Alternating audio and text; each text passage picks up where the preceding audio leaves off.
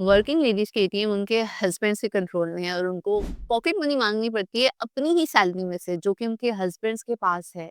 This trauma, this financial abuse is really very common. और सिर्फ ये एक या दो घरों की बात नहीं है, ये हमारा आम रवाज बन चुका है कि औरत को अगर इजाजत दे रहे हो कमाने की, तो उसका उसी कमाई पे कोई हक नहीं है। अस्सलाम वालेकुम, I am Sara Madina, consultant clinical psychologist and relationship counsellor. Marriage counselling के लिए पता नहीं कितने कपल्स ऐसे आते हैं कि उनके ये मसाइल ही हल नहीं हो पाते, कि एक तो ये कि वाइफ काम करेगी या नहीं करेगी, और फिर हस्बैंड्स का ये होता है जोर, कभी उनका जोर होता है और कभी इन लॉज का जोर होता है कि हमारी बहू अगर कमा रही है तो वो घर का खर्चा उठाएगी और something like that. And the most weird thing is के बहुत से केसेस में वाइफ्स के एटीएम कार्ड्स हस्बैंड के कंट्रोल में होते हैं और उनको उसी में से लेट्स सपोज अगर 50,000 तनख्वाह है और समथिंग लाइक दैट, 1 लाख है, 5,000 10,000 पॉकेट मनी मिल रही होती है।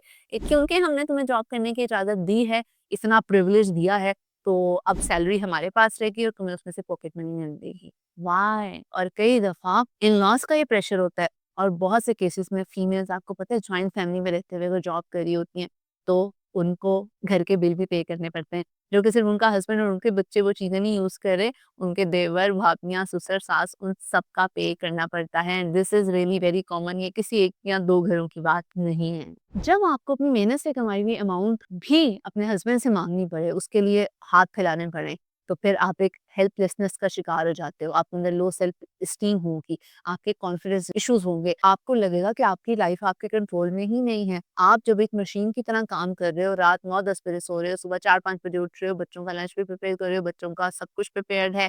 आप एक मशीन की तरह वर्क प्लेस पे जा रहे हो, वहाँ की टॉक्सिसिटीज़ बर्दाश्त कर रहे हो, वापस आ रहे हो, ये ताना सुन रहे हो कि तुम वर्किंग लेडी हो और तुम घर को इग्नोर करके जाती हो, या फिर हस्बैंड और इन-लॉज़ का ये प्रेशर कि हमने तुम्हें जॉब करने की इजाज़त दी। इस सब के बाद भी अगर महीने के एंड में आपकी सैलरी आपके हाथ ना आए, तो फिर तो औरतों को लगता है ना कि वो कितनी मिज़रेबल लाइफ़ गुज़ार रही हैं, उनके ऊपर कितना ज़ुल्म हो रहा है, जो कि एक्चुअली हो रहा है, और ये ज़ुल्म तो आइडेंटिफाइड ही नहीं है।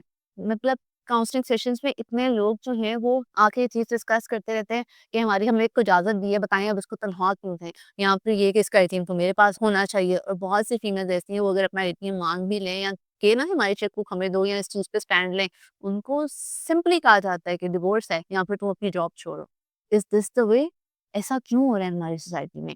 ये मसला हमारा होता है सोसाइटी के टॉक्सिक जेंडर रोल्स की वजह से, जिसमें हमने ये चीज़ बड़ी जनरलाइज़ की हुई है या इस चीज़ को असूल बनाया हुआ है कि हस्बैंड ही हर चीज़ का मालिक है।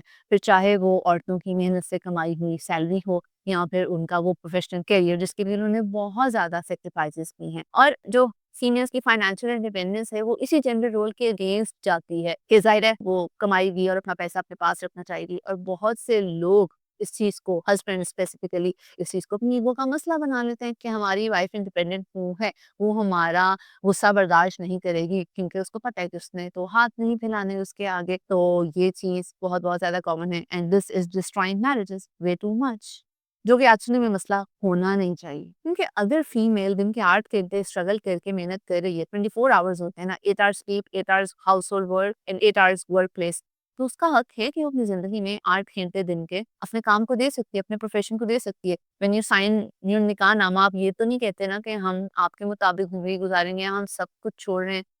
अगर कुछ मर्द हज़रात को नहीं पसंद कि उनकी वाइफ वर्किंग लेडीज़ ना हो, तो definitely you should look for a lady जो कि होम मेकर हो और वो घर में रहना ज़्यादा पसंद करे। अब आई नो बड़ा क्रिटिसिज़्म भी आएगा और समथिंग लाइक दैट, लेकिन अगर फीमेल चाहे तो वो अपनी मर्ज़ी से देख सकती है कि अगर हस्बैंड को कभी ज़रूरत है या जो भी उसकी बनती है गुंजाइश और वो देना चाह रही है, घर में स्पेंड करना चाह रही है, अपनी खुशी से तो वो कर सकती है। रिलीजन भी यही कहता है कि हस्बैंड की कमाई का हक पूरे घर, मतलब उसने स्पेंड करना है, उसकी रिस्पॉन्सिबिलिटी है वाइफ, लेकिन वाइफ के जो पैसे हैं वो वाइफ के ही हैं। सो समझने की ज़रूरत ये है कि फाइनेंशियल इंडिपेंडेंस का मतलब सिर्फ़ अपना पैसा कमाना नहीं है, अपने पैसे पे कंट्रोल होना भी फाइनेंशियल इंडिपेंडेंस का ही पार्ट है। ये डिसीजन लेना कि वो पैसा किसके पास रहेगा, ये डिसीजन लेना कि वो कब खर्च होगा, किस पे खर्च होगा और किसकी इजाज़त से खर्च होगा।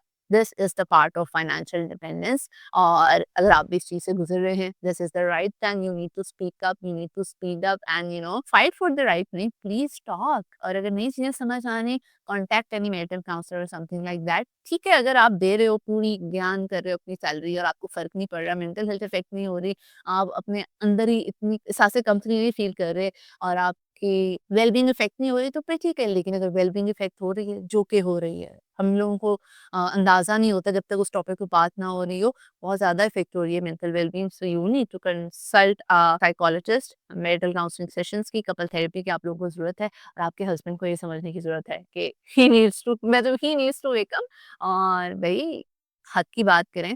This is me Sara Ahmad, consultant clinical psychologist and relationship counsellor. I hope so आपने मेरे चैनल अब तक सब्सक्राइब कर लिया होगा, बेल आइकन पे भी क्लिक कर लिया होगा। कमेंट सेक्शन में ज़रूर शेयर कीजिएगा if you are suffering through this और anything like this, any toxicity like this, या सोसाइटी ऐसे कोई जेंडर टॉक्सिक रोल्स अगर आप पे अप्लाई हो रहे हैं और आप साइलेंट में सफ़र कर रहे हैं, ज़रूर शेयर कीजिएगा। तब तक मेरी नेक्स्ट वीडियो आती है, अपना ख्याल रखिएगा। टेक केयर, अल्लाह हाफ़िज़।